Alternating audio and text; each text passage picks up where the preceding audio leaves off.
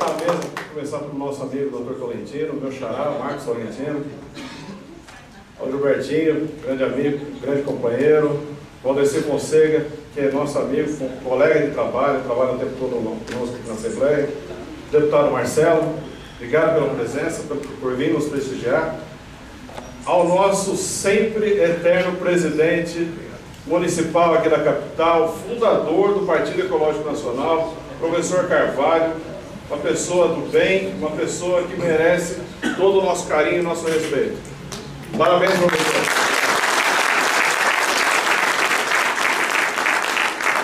Eu só peguei o bastão, viu?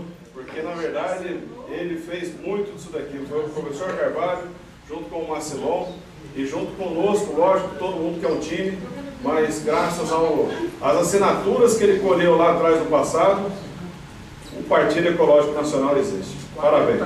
Só 40 mil ele conseguiu, viu? Só 40 mil. Parabéns, professor.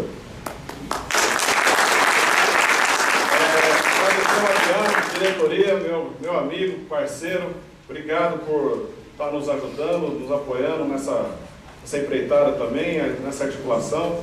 Obrigado, Adriano, pelo carinho. Pessoal, como eu já havia falado para vocês, o nosso próximo prefeito, não é futuro, viu, Val? O nosso próximo prefeito de São Paulo. Eu não vou falar muito porque eu já falei bastante aqui, a gente já conversou bastante e eu tenho certeza que todos vocês aqui estão ansiosos para ouvir o que o Celso tem a dizer sobre a pré-campanha que ele tem feito, sobre a condição dele ser candidato ou não.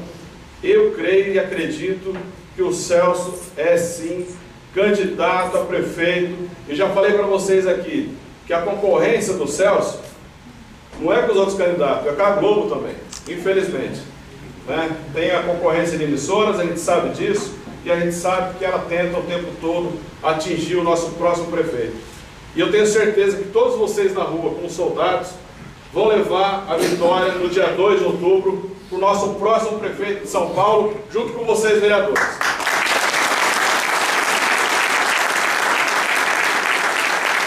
Então vamos seguir, meu prefeito. Gostaria de passar a palavra já em seguida para Vossa Excelência, que eu admiro não só pelo seu trabalho que o senhor faz na TV, mas pelo seu trabalho lá em Brasília, que é um exemplo. E se um dia eu for deputado, eu gostaria de ser igual ao senhor. Parabéns.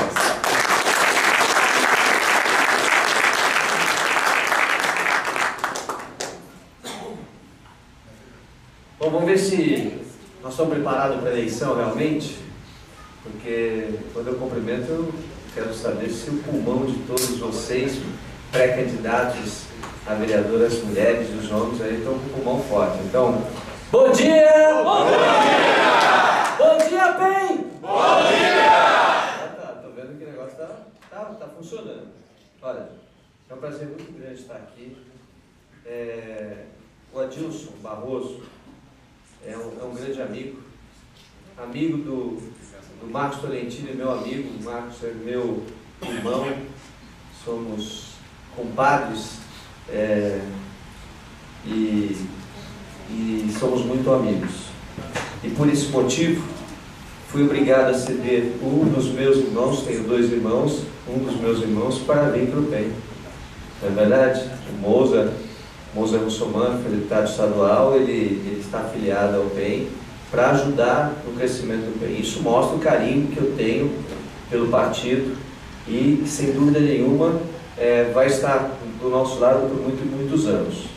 Então, eu aproveito para cumprimentar o Adriano, que tem articulado toda essa pré-campanha, o Adriano Nascimento, e o meu querido professor Carvalho, que já esteve comigo em outras eleições, e vamos estar juntos de novo, né? De novo, com certeza absoluta.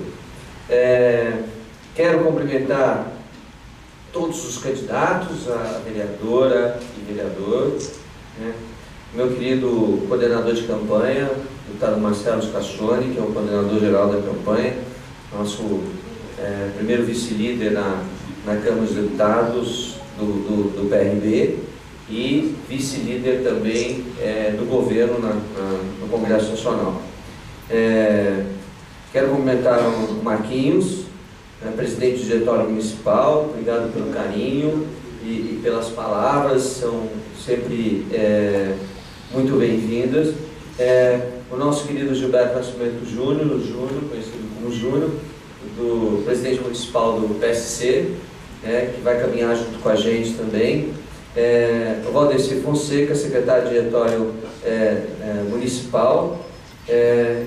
Enfim, senhoras e senhores, todos aqui presentes. Sabe, falar numa pré-campanha é importante porque cada um de nós faz parte desse processo. E eu acabei de falar na reunião do PTN e volto a dizer a mesma coisa aqui.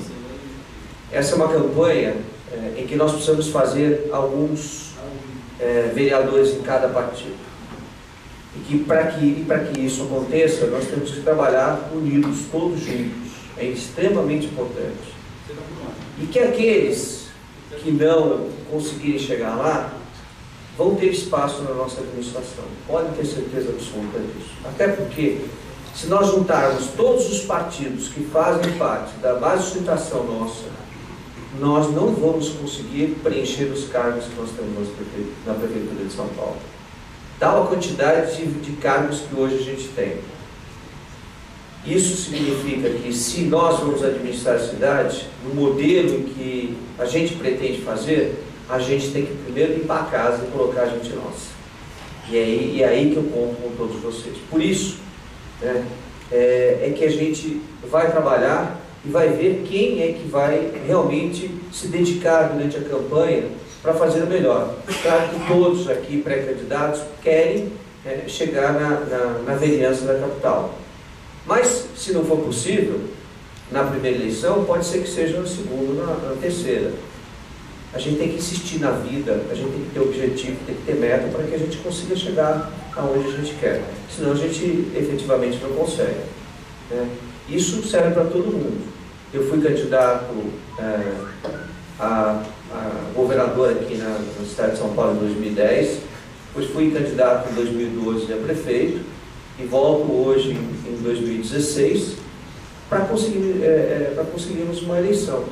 Não é fácil, a gente tem que lutar, tem que ir à luta, tem que batalhar, tem que brigar para conseguir alcançar os objetivos da gente. E esse é o primeiro recado que eu deixo para vocês. Vamos nos empenhar realmente na campanha. E quando a gente fala em empenho, a gente fala em empenho de uma forma geral. Agora no PTN, a gente estava ouvindo o marqueteiro falar, eu cheguei no meio da conversa, e ele dizia o seguinte, usando como exemplo, que o casamento ideal é o candidato a prefeito e o candidato a vereador.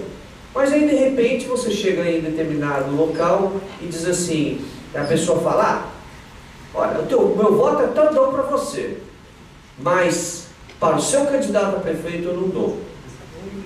E aí o candidato a vereador fala, não tem problema nenhum, desde que você vote em mim, está tudo bem. Mas, depois que você sai daquele espaço, daquela residência, a pessoa fala, poxa, se ele não defende o candidato dele a prefeito, será que ele vai me defender como o eleitor dele? Não vou votar nesse cara. E qual é o discurso? O discurso é o contrário. O discurso é, vamos buscar o voto.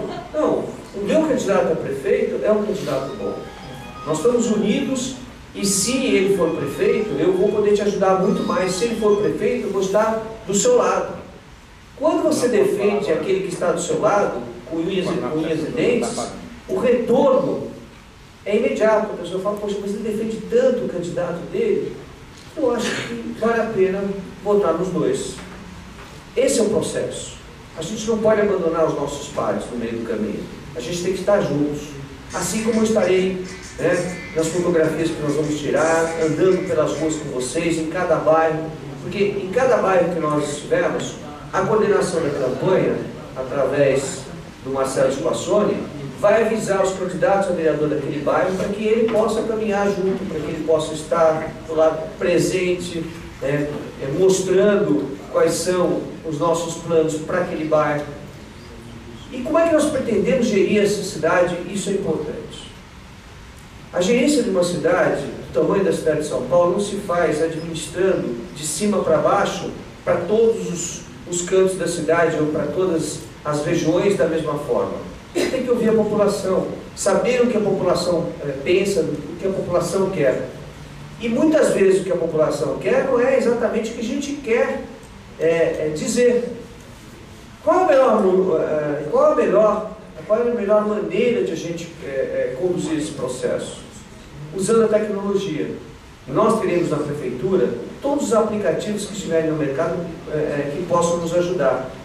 E aí nós vamos ouvir os bairros para saber se exatamente aquilo que está sendo implantado, o que quer se implantar naquele bairro, é o que a população quer. Eu tenho ouvido muitas reclamações de pessoas com relação às ciclovias e ciclofaixas, principalmente do comércio. Por quê? Porque se traça a ciclovia e a ciclofaixa pelas ruas, na verdade o que a gente vê aí parece ser, vamos traçar as principais avenidas e ruas da cidade para mostrar o que está sendo feito. Só que não se pensa no estrago que vai se fazer na vizinhança, na frente de um comércio, onde aquele comerciante vai acabar fechando suas portas, e tem acontecido isso, né? Na frente de um hospital que precisa parar a ambulância, que não é possível porque está a ciclofaixa, a ciclofaixa, a ciclovia está lá na frente daquele comércio ou daquele hospital. Essas coisas não podem acontecer mais na cidade de São Paulo. Se nós vamos tomar atitudes, as atitudes têm que ser para a população local. E aí a importância do vereador.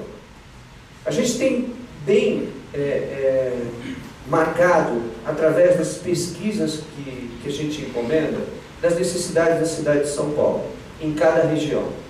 Então, para as regiões periféricas da cidade de São Paulo, o que é mais importante para a população é a saúde. Primeiro ponto. E é essa discussão que vocês têm que buscar. Essa discussão é que você tem que trabalhar. Por quê? Porque você não encontra médico nas periferias. Infelizmente é o que acontece. E todo mundo que está aqui sabe muito bem disso. Mas por que você não encontra médico na periferia? Porque a administração é burra, para não dizer outra coisa. Se você quer pagar para o médico a mesma coisa que o médico da periferia, a mesma coisa que você paga para o médico que está na região central da cidade, não vai para a periferia. Não vai por uma questão de segurança, porque não ganha bem, porque é longe, porque é distante dos outros trabalhos que ele tem, uma série de outras coisas. Você tem que pagar bem quem está na ponta. Eu tive, algum tempo atrás, nós tivemos uma reunião junto, e alguns de vocês, eu estou vendo aqui, estavam presentes lá na Câmara Municipal.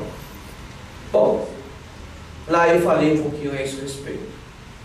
Veja, vamos usar como exemplo dois tipos de doença.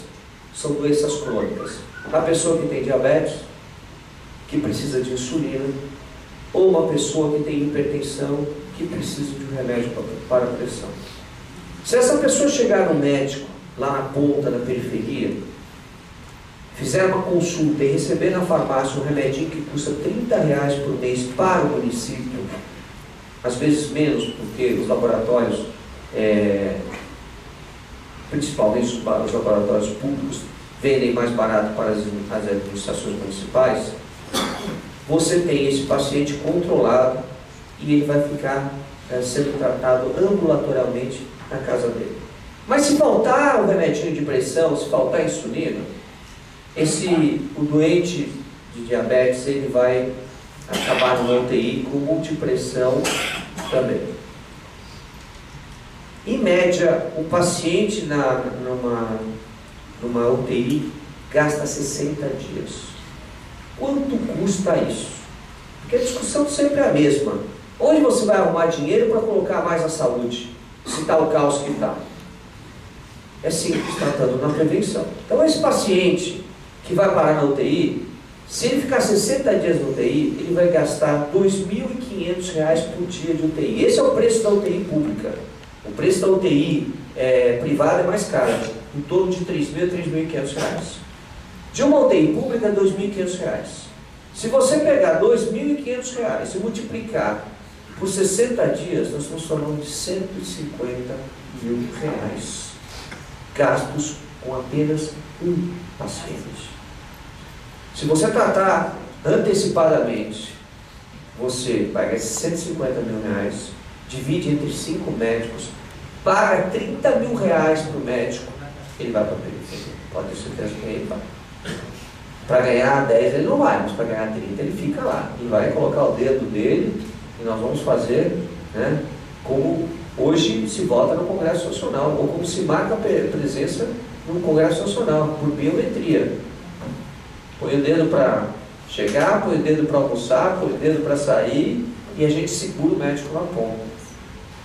Com 5 médicos ganhando bem, eu trato cada médico no programa de saúde da família 200 famílias. 200 famílias. Porque não é todo mês que você vai no médico, nem precisa. Né? 200 famílias para cada médico. Você multiplica isso por 5, você está tratando 1.000 pacientes pelo preço que você gastaria com uma emergência. Isso significa o seguinte, que a saúde antecipada, na prevenção, ela custa infinitamente mais barato se você trabalhar com inteligência. E esse é o processo que a gente quer. As UBSs em São Paulo, todos aqui sabem, foram terceirizadas para organizações sociais. Organizações sociais que estão na gestão para melhorar a qualidade da saúde. O que nós vimos? O inverso. Você chega nas UBSs, você não encontra remédio, não encontra médicos e ninguém fiscaliza absolutamente nada. Agora, pagar, estão pagando. E quem é que gere, que administra essas UBSs? São os maiores hospitais e mais caros hospitais privados de São Paulo. Porque o governo disse assim, olha, se eles têm competência para fazer, então montem uma organização social ligada ao hospital que nós vamos entregar a gestão. E fizeram isso.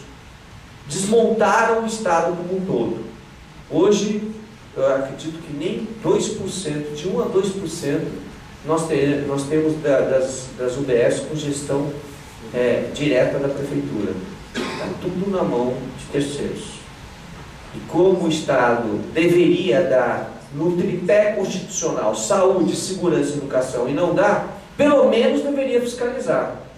Coisa que também não acontece. Essa é a primeira prioridade. E a gente vai trabalhar com inteligência. De que forma? Primeiro, informatizando todo o sistema de saúde. Cada região terá o seu sistema e todos eles se conversarão. Então, o prontuário do paciente vai estar no sistema.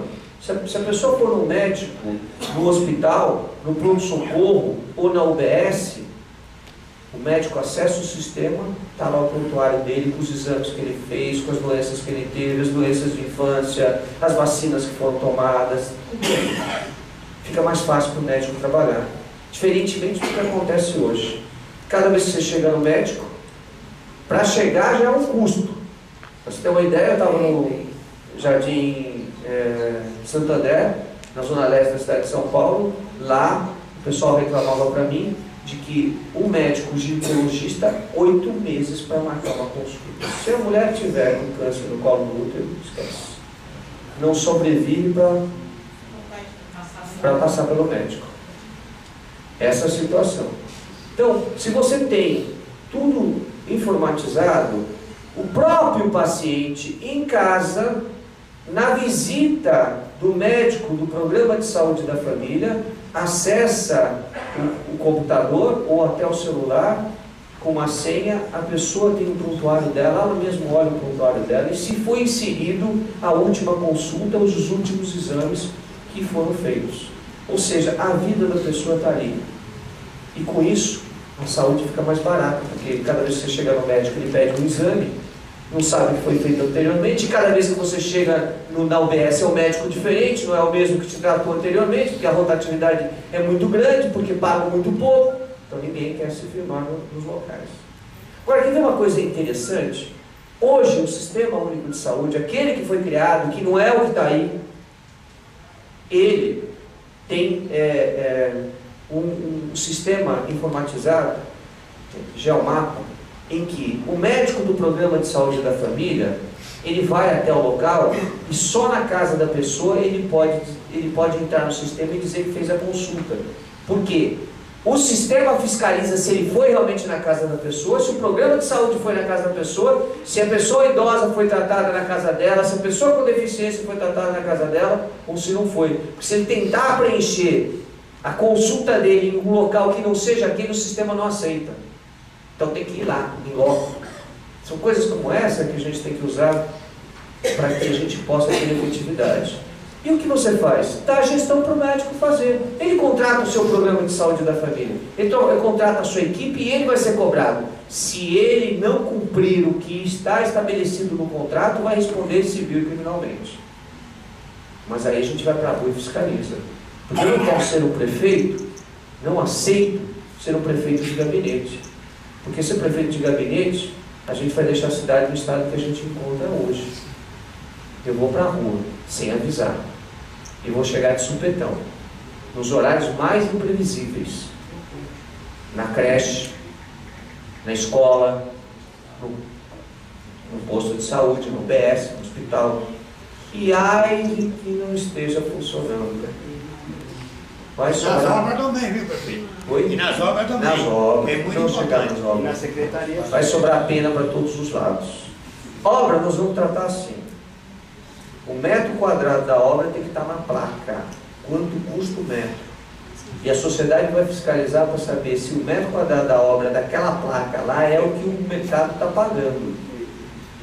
E aí a gente vai ter ações do Sindicato dos Engenheiros, do Conselho Regional de Engenharia e de Arquitetura, das associações, dos técnicos em construção, todo mundo vai fiscalizar. Com isso a gente evita o superfaturamento das obras. O processo é um processo bem diferente. Agora, o que a cidade precisa?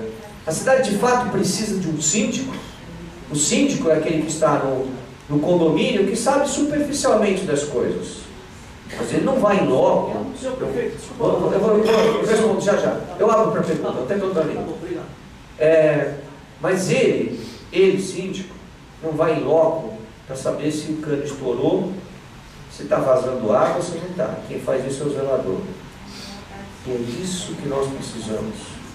Nós precisamos de um prefeito e de gestores na administração, zeladores da cidade, que serão cobrados o tempo todo, porque vai ter que sair do gabinete. Quem trabalha em gabinete, só dentro do gabinete ouvindo dos assessores que está tudo bem, para mim não serve. Não é essa gestão que a gente quer. A gente quer uma gestão ouvindo a população e fazendo o que a população quer, porque nós, detentores de mandato, estamos a serviço do povo. O nome já diz servidor público, a serviço do público, a serviço de todos, não de portas fechadas com uma autoridade intocável. Não é esse o processo. Eu posso falar sobre vários temas, mas já que vocês querem fazer algumas perguntas, se a mesa me permitir, eu vou responder a pergunta de vocês, porque aí a gente pode abordar todos os temas com rapidez. Então, à disposição.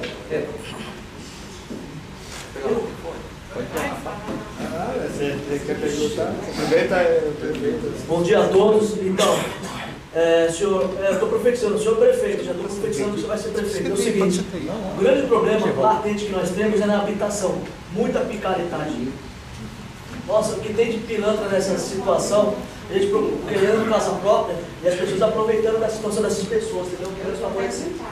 Então, eu só queria que o senhor explicasse o que seria resolvido sobre isso aí, tá bom? Obrigado.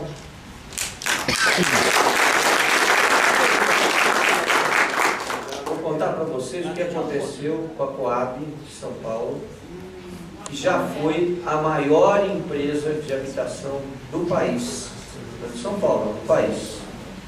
Durante os últimos 4 anos não construiu um imóvel. Não construiu um imóvel. Por sinal, todas as empresas públicas municipais, elas foram desmontadas. E a intenção é terceirizar tudo.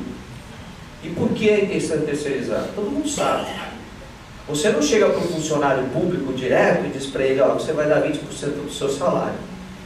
Mas, quando terceiriza, a corrupção corre solta. Então, tudo foi terceirizado. A habitação, a Coab, a Prodan, que era a maior empresa de informática do país, hoje ela está largada às traças, e cada secretaria do município contrata uma empresa particular, conhece bem. E se eu estiver mentindo, me corrija.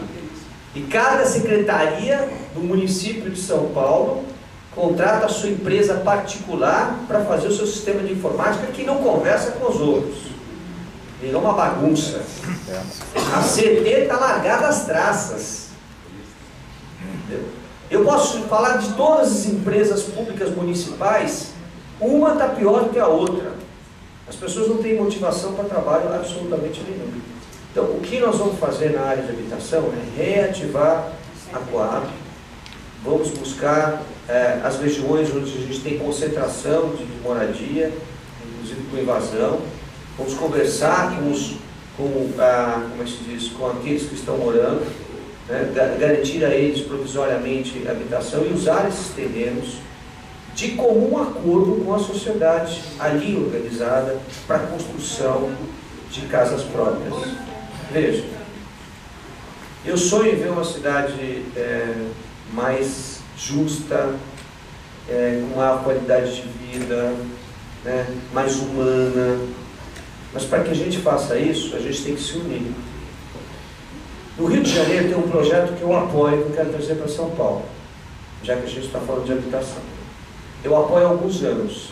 Esse projeto se chama Carimbo Solidário. Poxa, Carimbo Solidário? O que é esse projeto? Esse projeto foi feito por uma amiga minha. Ela é uma oficial de um cartório de títulos e documentos do Rio de Janeiro, o 6º cartório de títulos e documentos do Rio de Janeiro. A Sônia, por livre iniciativa, de graça, sem nenhum político rodeando ela, no ser um de São Paulo, que sou amigo há muitos anos, que ajuda ela lá no Rio de Janeiro, então não tenho voto no Rio, só tenho voto em São Paulo, não me ajuda nada a ajudá-la. Ajudo porque eu acho que o trabalho dela é bom. Ela sai de dentro do cartório dela, o cartório de títulos e documentos, vai às comunidades, leva com ela um desenhista e um técnico em arquitetura e mede a casinha da pessoa, que é uma invasão. Mede a casinha. Faz a planta, junta as contas de água, junta as contas de luz, e se a pessoa tiver o telefone fixo, junta também, dos últimos 5 anos, emite uma declaração de posse gratuita para essa pessoa. Ou seja, a pessoa passa a ter um documento de posse que poderá ser registrado posteriormente, porque está dada a publicidade de que a posse existe por um órgão oficial com cartório de títulos e documentos. Sabe quantas casas foram feitas nas comunidades do Rio de Janeiro já, nesse trabalho dela? 6.000. Sabe que é uma pessoa que nunca teve documento da sua casa, poder ter o documento da sua casa, viajar, porque no Rio de Janeiro a coisa é um pouco diferente daqui. Se a pessoa tem uma casinha dela numa comunidade, no morro, e ela sair para uma viagem, passar 10 dias fora, quando ela voltar, ela não tem um móvel lá dentro e a casa está habitada por outras pessoas.